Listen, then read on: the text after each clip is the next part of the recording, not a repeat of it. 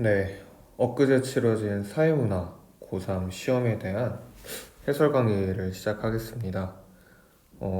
일단 간단하게 출제 경향을 말씀드리자면은 굉장히 쉽게 출제가 되었다고 생각을 하고요. 현재 EBS상으로는 등급 컷이 1등급 컷이 44점, 3점 그 정도로 형성이 되어 있는 것 같은데 제 생각에는 정확하지 않을 수 있겠지만 개념학습이 아직 끝나지 않은 학생들이 사회문화를 응시한 영향이 어느 정도 등급컷에 반영이 되지 않았나 싶습니다. 이게 실전 수능이었고 개념이 끝난 재학생들과 N수생들이 함께 본 시험이었다고 하면은 50점이 1컷이 나와도 저는 이상하지 않을 시험이었다고 생각을 하고요. 그 이유는 이제 두 가지가 있는데 첫 번째는 기본적으로 지문들의 길이가 굉장히 짧습니다. 제시문의 길이들이 굉장히 짧고요. 복잡한 사고력을 요하는 제시문의 내용이라던가 혹은 선지의 내용 그런 것들이 딱히 제시되지 않았습니다. 두 번째로는 계산의 난이도가 굉장히 평이했습니다. 직전 수능이나 작년 9월 모의평가부터 나왔던 벤다이어그램을 활용한 복지제도의 문항도 사실상 계산이 없는 정도의 형태로 출제가 되었고 부양비 문제는 계산이 있기는 했지만 그렇게 어렵지 않았고요. 계층 이동 역시 마찬가지로 평소의 난이도를 전혀 벗어나지 않았습니다. 그렇다 보니까 이런 것들이 종합적으로 모였을 때 출제는 굉장히 평이하게 됐다라고 말씀을 드리고 싶습니다. 1번부터 해설 강의 바로 진행하겠습니다.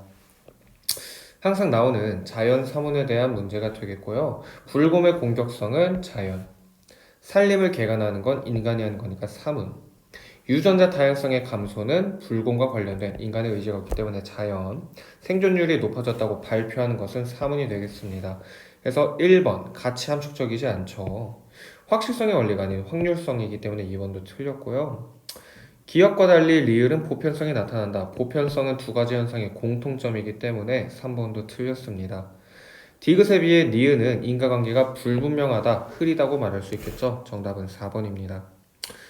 리을과 같은 현상과 달리 디귿과 같은 현상은 경험적 자료를 통해 연구할 수 있다. 항상 이제 문제에 자주 나오는데 경험적 자료라는 건 결국에 연구자가 직접 수집하는 자료를 뜻하기 때문에 이거는 사회문화든 자연이든 혹은 이 선지가 양적 연구나 질문지법에도 나오는데 모든 연구 방법 내지 현상에 공통점임을 기억을 하시면은 이 선지 역시 틀릴 일은 없으실 것 같습니다. 정답은 4번이고요.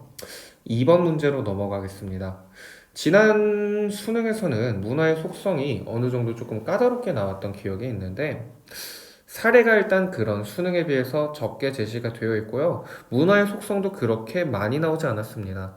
한 가지 사례 문화의 속성을 3개 그리고 사례를 3가지 이상 이렇게 하면 어려워질 수 있지만 이번 3월 모의평가는 그렇지 않았던 것 같아요.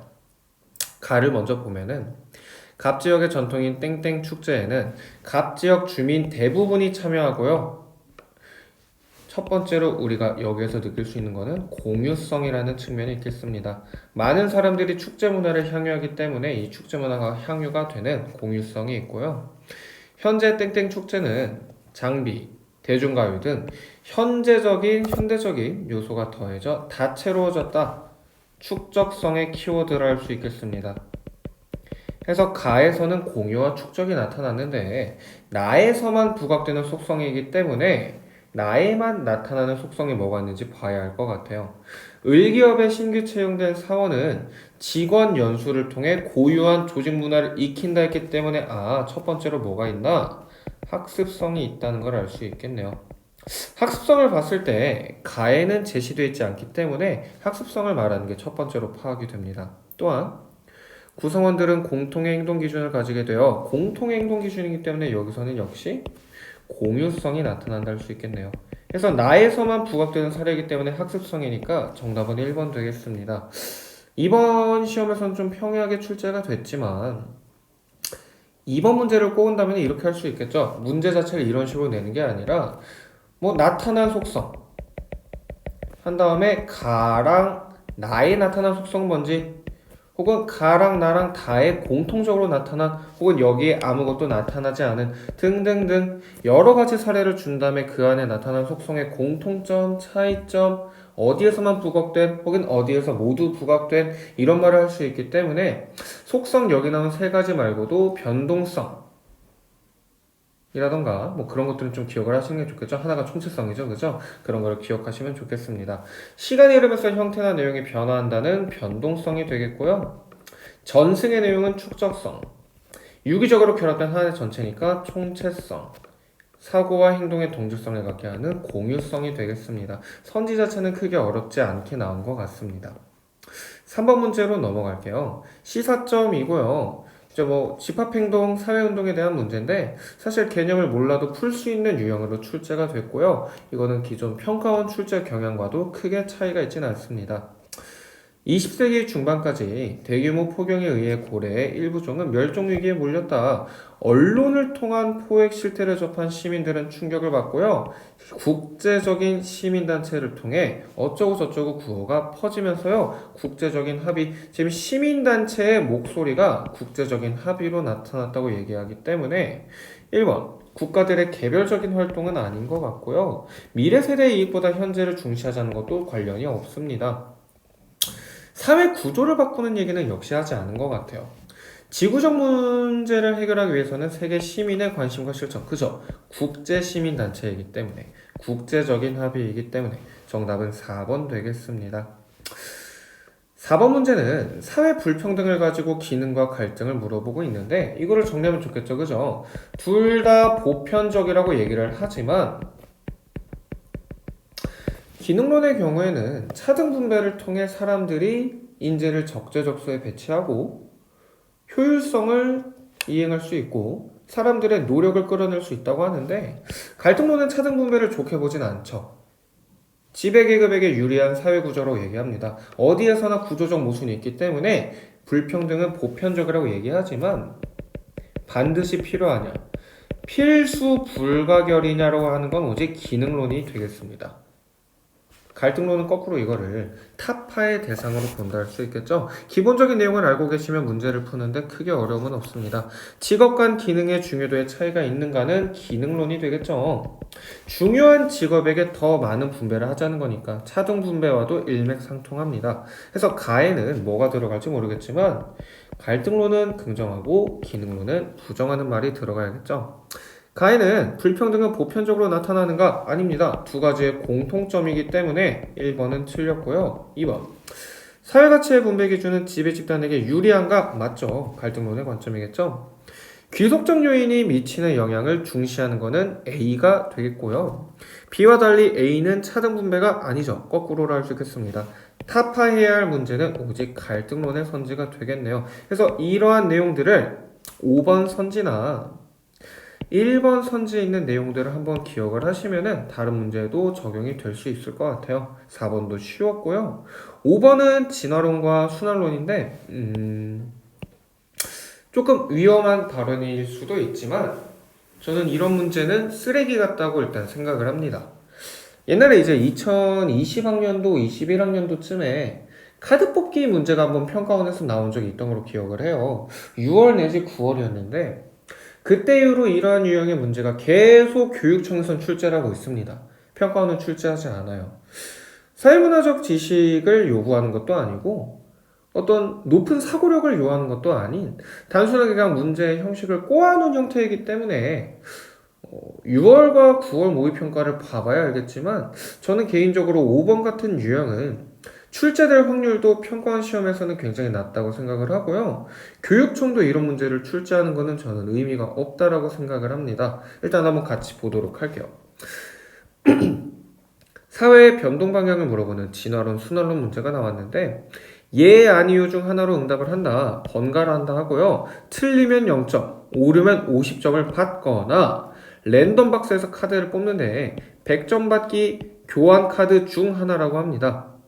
직전 회차까지 누적된 자기 점수와 상대방 점수를 바꾸고 4회차까지만 한다. 뒤에 내용을 그냥 읽어보시면 괜찮을 것 같아요.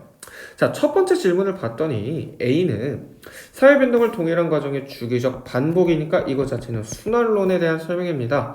갑이 응답을 했고 아니요라고 했더니 갑이 점수를 받았죠. 50점을 받았기 때문에 갑은 옳게 대답했구나. 즉 A는 순환론이 될 수 없기 때문에 진화론이구나. B가 순환론인 거를 알 수가 있습니다. 두 번째 가에는 뭐가 들어가는지는 모르겠지만 을이 말한 게 맞았대요.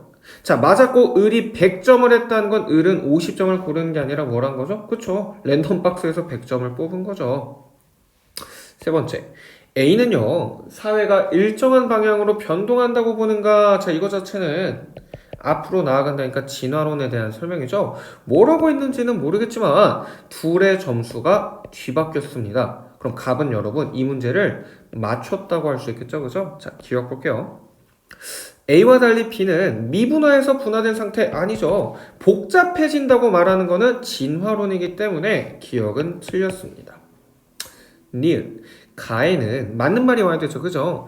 B는 사회 변동을 운명론적 관점에서 바라보는가 맞는 말이 되겠습니다. 그래서 굉장히 조금 인간의 능동성을 간과한다는 측면이 있는 것 같아요.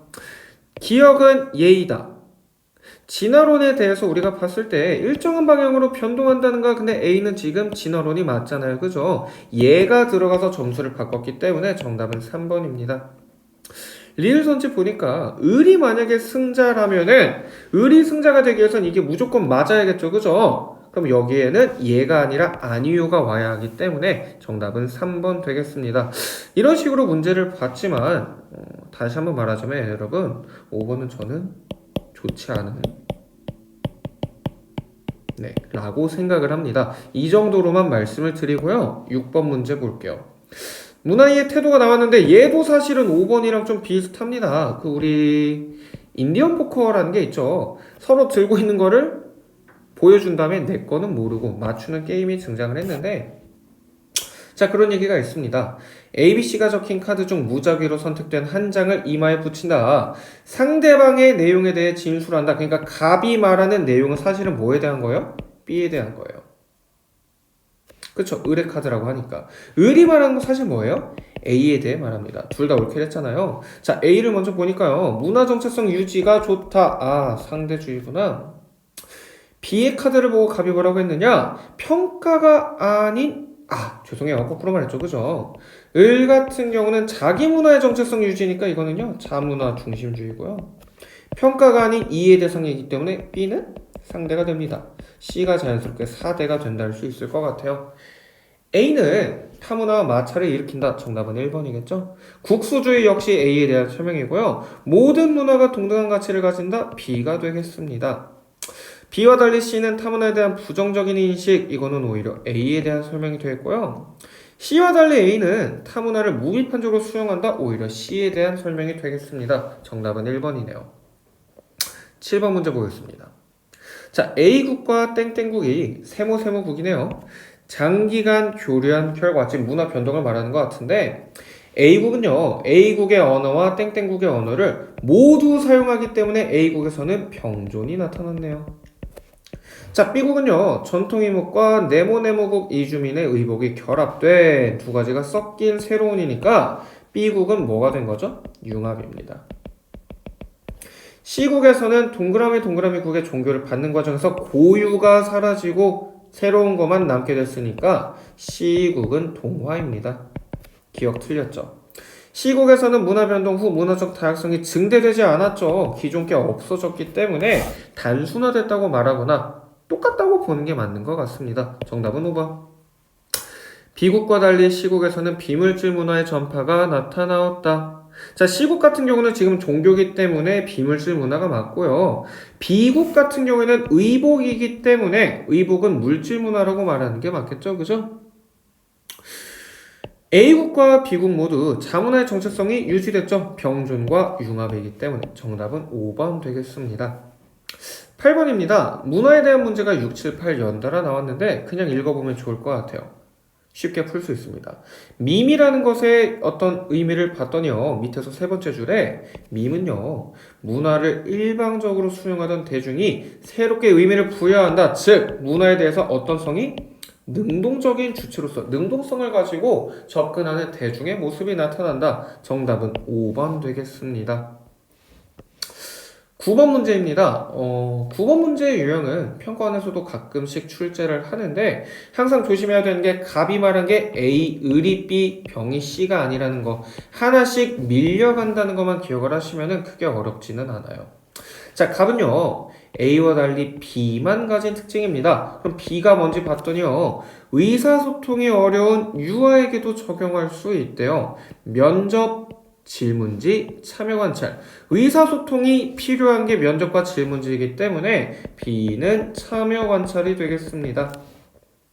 자, 을은요. B와 C의 공통점입니다. 질적 자료의 수집에 활용된다. B 참여관찰 맞죠? C가 그럼 뭐가 되는 거죠? 면접법이 됩니다. 자, 병 같은 경우에는 뭘 했는지 모르겠지만 A가 지금 질문지인데 공통점이 들어가면 안 되겠죠? 질문지는 굉장히 구조화되어 있고요. B는 질적 연구이기 때문에 틀렸고요. A와 달리 C는 정서적 교감을 중시한다. 그죠? 이거를 두 글자로 우리는 라포의 형성이라고 하니까요. C와 달리 B는 주관적인 인식을 파악할 수 있다. 저는 밑줄을 좀 칠게요. 주관적 인식의 파악은요. 양적 연구와 질적 연구의 공통점이죠. 양적 연구는 주관 세계에서 법칙을 찾겠다는 거니까 질적 연구는 이거를 이해하겠다는 거니까 주관적 인식이라는 대상 자체는 양적 연구와 질적 연구가 연구할 수 있는 공통점이 되겠습니다. 언어적 상호작용이 필수적이다. 질문지와 면접 모두 맞는 말이죠. 틀려야 되기 때문에 들어갈 수 없겠습니다. 10번. 차별에 대한 얘기가 역시 간단하게 지문으로 제시되어 있고요. 출제 경향을 크게 벗어나지는 않습니다. 여성이라는 이유로 승진하지 못했고요. 외국인이라는 이유로 돈도 덜 받는다. 두 가지 이유가 지금 중첩적으로 제시가 되어 있습니다. 자, 을 같은 경우는 장애가 생겼기 때문에 후천적인 장애가 존재하고요. 종교가 다르다는 이유로 한 개인이 여러 가지 사회적 소수자 집단에 중첩될 수 있구나. 정답은 5번 되겠습니다. 11번은 계층이동 문제가 나왔고요. 계층이동 문제가 나왔지만 사실 정보를 다 주고 있기 때문에 전혀 어렵지 않게 출제가 되었습니다. 자, 부모 세대는 피라미드인데 부모 세대의 계층 구조를 봤더니 B가 10, C가 30, A가 60. 어떻게 되는구나? B, C, A가 되겠구나. B, C, A가 상중하라는 것을 알 수가 있고요. 자, 10%, 30%, 60%라는 걸 알 수 있습니다.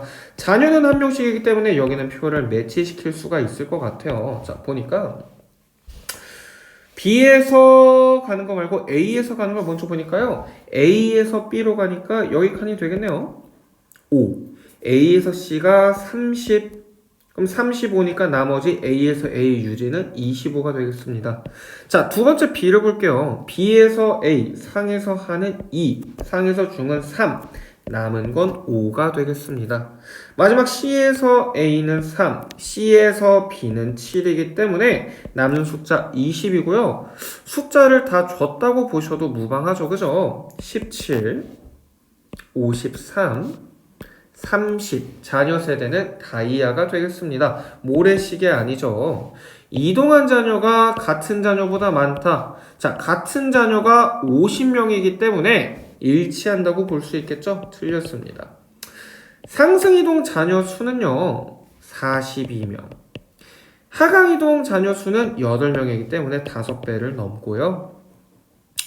자녀 세대 각 계층 인구 중 부모와 계층이 일치하는 비율, 자녀 대비 일치를 보면 됩니다. 하층이 30분의 25, 절반이 넘죠. 중층은 53분의 20, 절반이 되지 않고요. 상층도 17분의 5이기 때문에 정답은 4번 되겠습니다.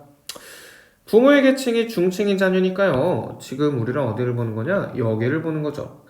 30명 중에 상에 속한 게 7, 하에 속한 게 3이기 때문에 2배를 넘네요. 정답은 4번 되겠습니다. 계층 이동 자체가 어렵게 나온 지는 오래되었지만 그 이후의 출제 경향을 보더라도 굉장히 쉽게 출제됐다 볼 수 있는 것 같아요. 12번 보겠습니다. 자, 관료제, 탈관료제가 나왔고요. 두 가지를 맞췄다고 합니다. A와 B가 관료제와 탈관료제 중 무엇인지를 봐야 할 것 같은데 첫 번째, B의 특징을 말하라고 합니다. 전문화, 세분화가 높다. 이거 자체는 관료제에 대한 설명이고요. 하향식 의사결정도 관료제이기 때문에 이 점을 맞으려면 둘 다 맞아야 되니까 B가 관료, A가 탈관료가 되겠습니다.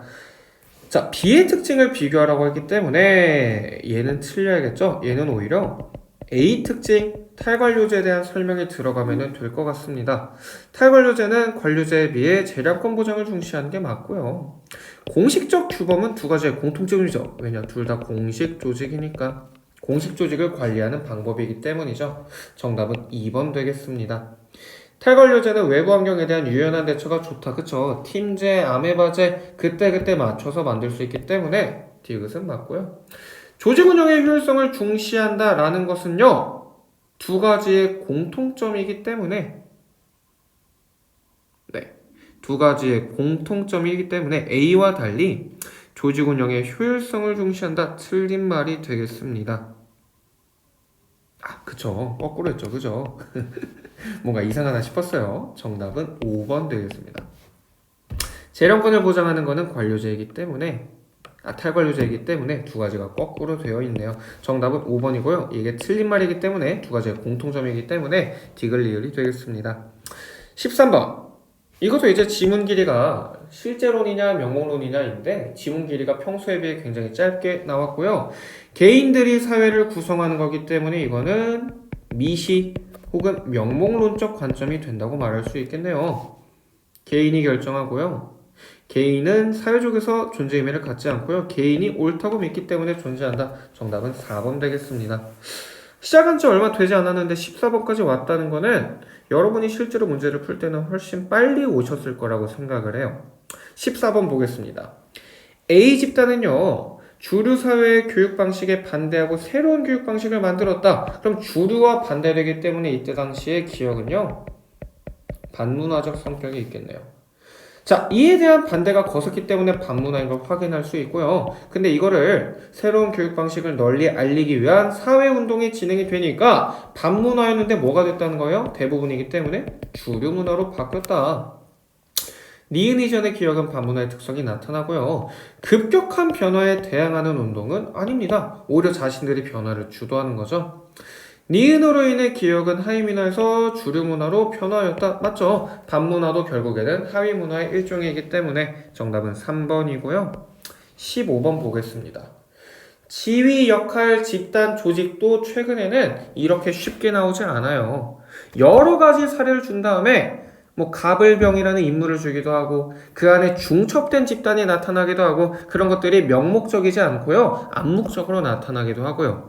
출제 유형이 굉장히 어렵게 나타나고 있지만 그런 경향성을 볼 때 15번은 어느 정도 그런 경향을 무시하지 않았나라는 생각도 드는 것 같습니다.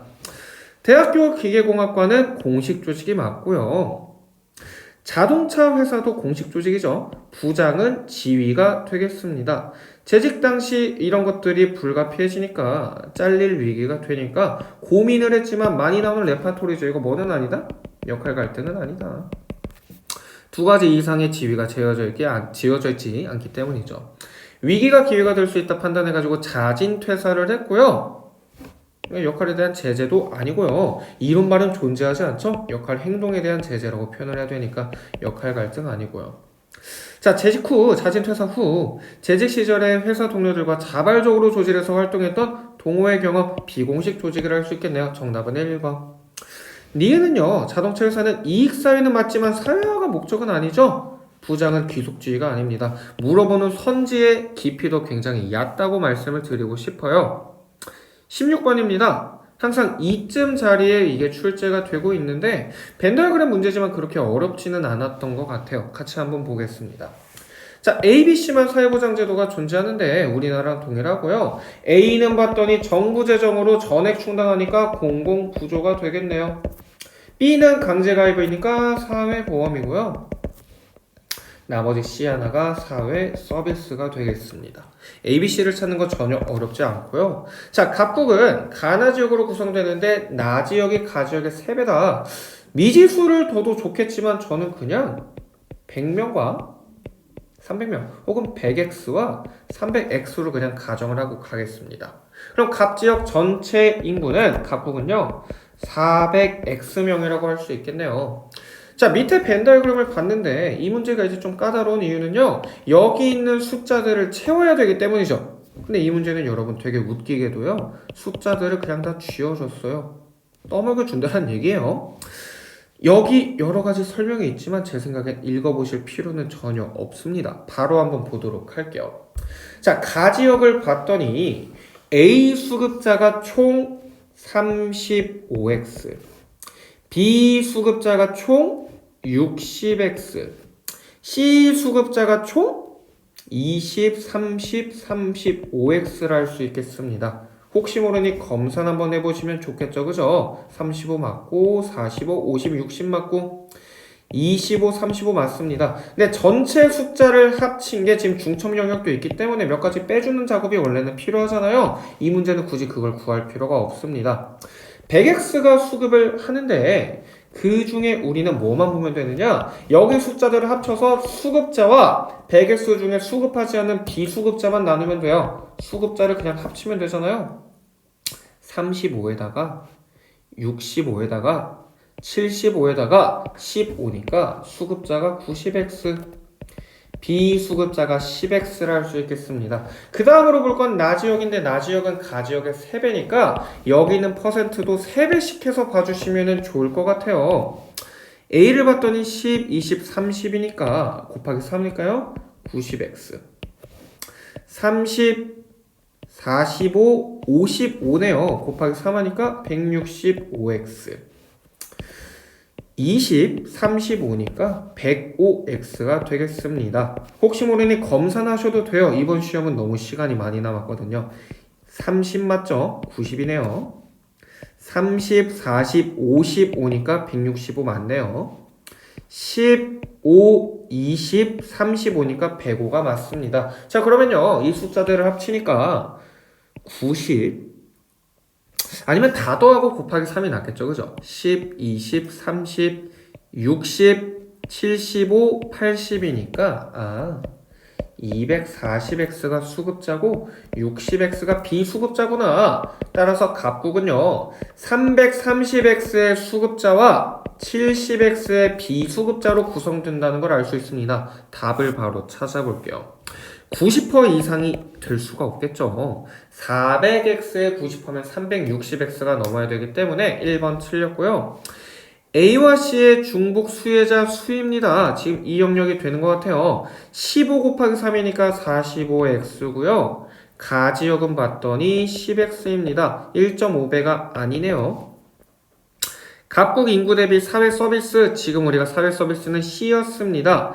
자, C의 수혜자 비율은 20% 미만이다. 자, 봤더니요. 35와 105를 합쳐야 되니까 140x입니다. 그러면요.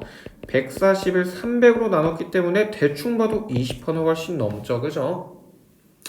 상호부조의 원리가 적용되는 제도는 지금 B입니다. 자, 가지역을 봤더니 B의 수급자가 60x고요. B지역은 165x예요. 곱하기 3을 안 하면은 맞는 말이겠지만 곱하기 3 해야겠죠? 정답은 5번. 금전적 지원을 원칙으로 하는 수혜자 수는요. A랑 B의 합이 되겠습니다. 자, 나지역을 먼저 보니까요. 10, 20, 30, 60, 75니까 225x예요. 가지역을 봤더니요. 10, 20, 30, 60, 75입니다. 어때요? 75니까 3배 맞죠? 그죠? 이렇게 구하셔도 되지만 그냥 나지역을 다 합친 다음에 이게 75면요. 곱하기 3하면 이게 사실은 75라는 원점수는 똑같으니까 같은 표현인 걸 알 수 있겠습니다. 그래서 정답은 5번이고요. 벤 다이어그램 문제의 본질은 결국 여기 있는 빈칸들을 찾아가는 과정인데 그거를 전부 생략했기 때문에 상당히 평이하게 출제됐다고 말할 수 있는 것 같아요. 정답은 5번입니다.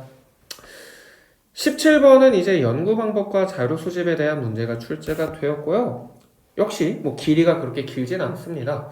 최근에는 이러한 연구 방법에 있는 자료 수집이나 일탈이론을 A, B, C, D 한 다음에 경우의 수를 제거하는 문제도 많이 출제되고 있는데 그런 경향성도 제가 보기엔 어느 정도는 조금 져버리지 않았나 싶어요. 물론 여기는 작년 9월부터 실험법을 그렇게 내기보다는 자료 수집을 섞어왔기 때문에 아직 이런 유형의 출제도 수능에서 가능하다는 건 우리가 생각을 해야 됩니다. 의미가 있는 문제인 거죠. 갑은요, AI 활용 교육이 학습 몰입도랑 지금 니은에만 밑줄이 쳐있지만 사실 종속 변수는 두 개입니다. 융합적 사고력에 어떤 영향을 미치는지 가설을 쓰니까 양적 연구를 수행하고 있고요. 가설 1번을 볼게요. AI 기반 학습 도구를 활용한 교육은요, 학습 몰입도 향상에 긍정적인 영향을 미칠 것이다. 이 교육이 학습 몰입도에 긍정적 영향을 미친다고요? 두 번째는 융합적 사고력에 긍정적인 영향을 미칠 것이다 라는 내용이 되겠습니다. 자, 학습 몰입도는요, 어쩌고 저쩌고 척도로 측정을 했고요. 융합도 어쩌고 저쩌고 둘 다 개념의 조작적 정의가 됐어요. 자, 그렇게 해가지고요. 100명을 나눈 다음에 A랑 B로 나누고요. A에만 실시했기 때문에 A가 실험 집단, B에는 그렇지 않았기 때문에 여기가 통제 집단이 되겠습니다. 가설 1은 채택되고 가설 2는 기각됐다는 거는요. 몰입도에는 영향이 있지만 사고력에는 영향이 없다는 게 되겠죠. 일괄론이기 때문에 틀렸고요. 실험 통제 맞네요. 종속변인에 대한 개념의 조작 적정이 나와 있죠. 정답은 3번. 갑의 연구 결과는요. 니은 양상 니은을 봤더니 융합적 사고력이에요. 두 번째 가설에 있는 건데 기각됐기 때문에 도입 필요성을 뒷받침할 수 없겠습니다. 네. 그래서 실험법 특유의 그 긴 지문의 문제라고 하더라도 내용 자체는 굉장히 쉬웠던 것 같아요.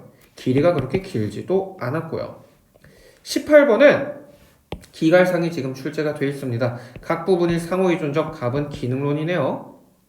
사회문화현상 이면에 담긴 지배 피지배니까 갈등론이겠네요.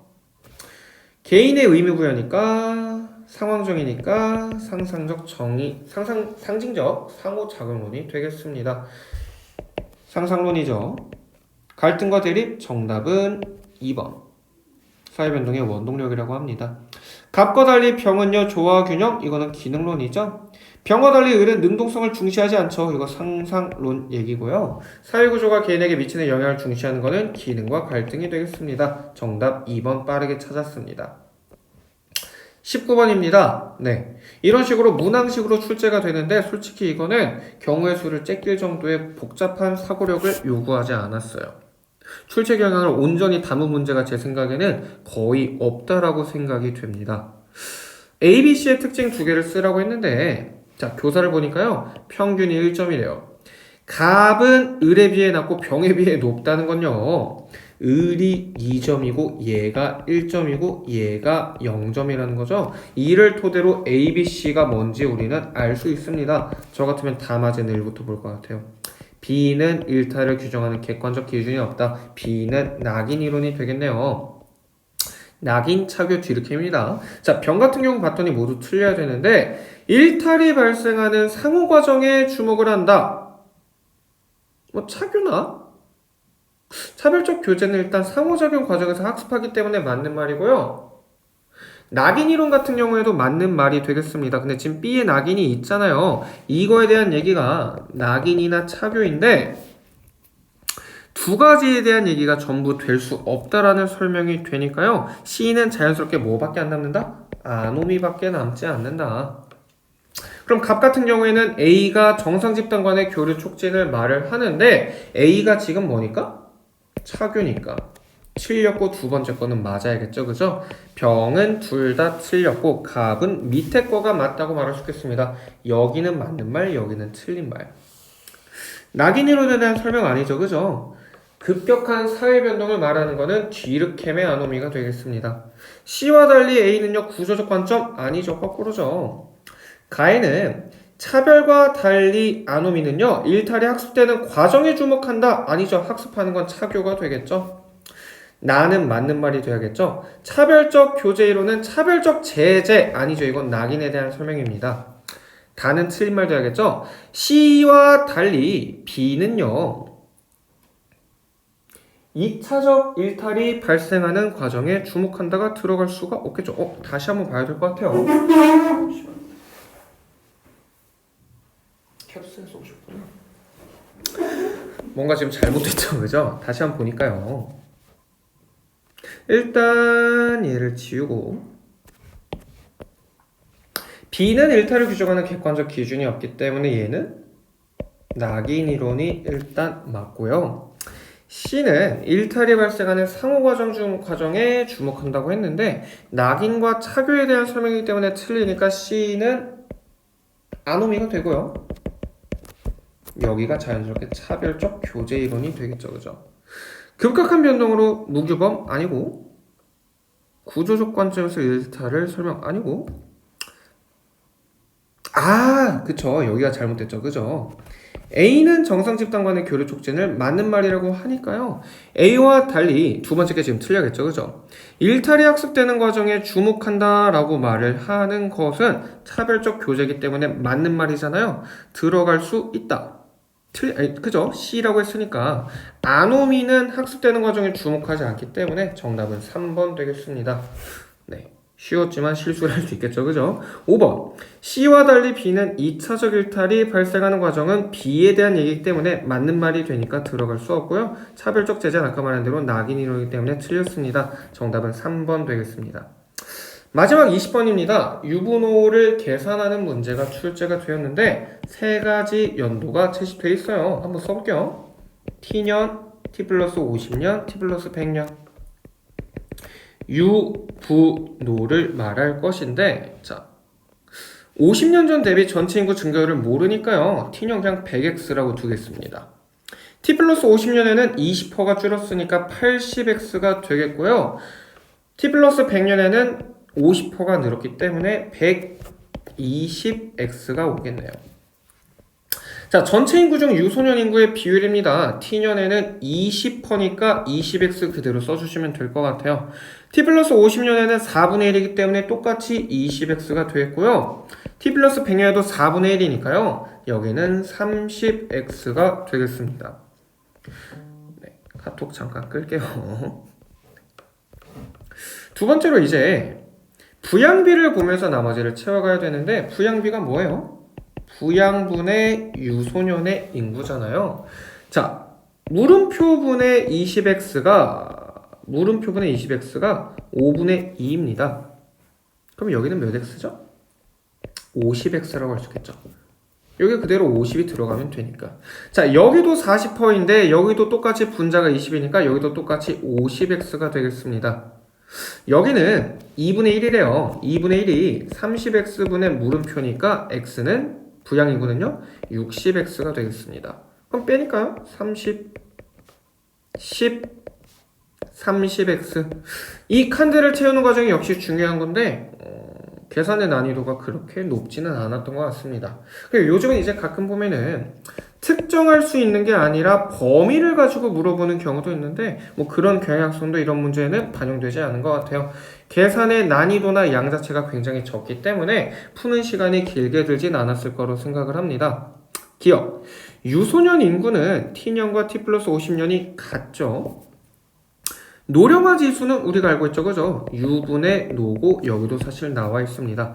T년 같은 경우에는 2분의 3이고 T 플러스 100년의 경우는 1이기 때문에 2배를 할 수 없겠네요. 정답은 2번. 전체 인구 중 부양인구의 비율은요. T년이 50%고요. T 플러스 100년도 120분의 60이기 때문에 50%. 맞네요. 정답은 2번이고요. 총부양비는 부양분의 U 플러스 노인데 T 플러스 50년의 총부양비는요. 5분의 3입니다. 5분의 3이죠. T 플러스 100년의 노년부양비는 6분의 3이니까 2분의 1이네요. 이게 더 크기 때문에 작다 할 수 있겠습니다. 정답은 2번 되겠습니다. 말하면서 풀다 보니까 지금 40분이 좀 걸리지 않았는데 실전에서 여러분이 문제를 푸실 때는 개념이 다 돼 있고 문항풀이도 어느 정도 돼 있다고 하면은 20분 안에 다 풀었다고 해도 저는 과언이 아닐 정도로 난이도가 쉽고요. 생각해야 되는 여지도 굉장히 적고요. 계산의 양과 난이도도 굉장히 평이하다라고 말씀을 드리고 싶습니다. 그래서 어느 정도 연습이 돼 있던 친구들은 50점 맞았다고 자만하시면 안 되는 시험 같아요. 여기 나오는 정도가 정말 최소한의 기준이 되는 거기 때문에 1등급을 위해서는 기존 기출에 있는 경향들을 다시 한번 학습을 하시면서 특히 작년부터 나왔던 벤 다이그램이라던가 A, B, C, D를 주고 일탈 내지는 자료 수집 방법을 물어보는 문제를 조금 많이 풀어보시는 것을 권하고 싶습니다. 만약에 이제 이 문제가 이번 시험이 50점이 나오지 않았거나 시간이 부족한 친구들은 뭐 여러 가지 이유가 있겠지만 결국에는 개념의 미숙지와 기출이 회독이 안 됐기 때문이에요.